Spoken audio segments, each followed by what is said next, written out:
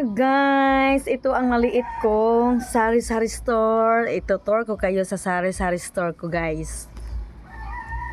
Ito ang pinagkaabalahan ko. Kaabalahan ko ngayon kasi ang hirap pag Tagalog, guys. Magbisaya na lang siguro ko, guys, no? Kapoy baya magtagalog, guys. Oh, ito ang maliit kong sari-sari store. Oh, ito na pinagkakaabalahan ko everyday. Ayan na. Ito lang ang sa front ng tindahan ko. Update lang tayo, mga guys.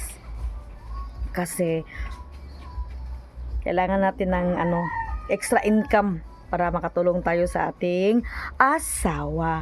Huwag kayong umasa sa asawa. Kasi yung sa pinadala ng asawa natin, marami na yung pinaglalaanan. Especially yung may may college.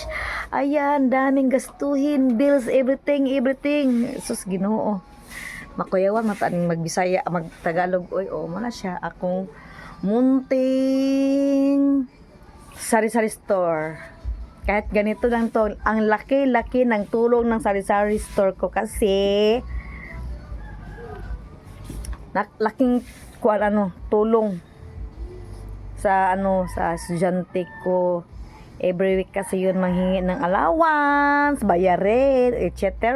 Yan, isa lang talaga anak ko, pero kailangan natin magsikap. Huwag tayong aasa sa ating asawa. Kailangan natin may din tayo sariling pera o ganyan. So, ito lang ang maliit kong sari-sari store. Ayan. Tagalog ko, pero gusto ko magbisaya. Magbisaya lang ko, no?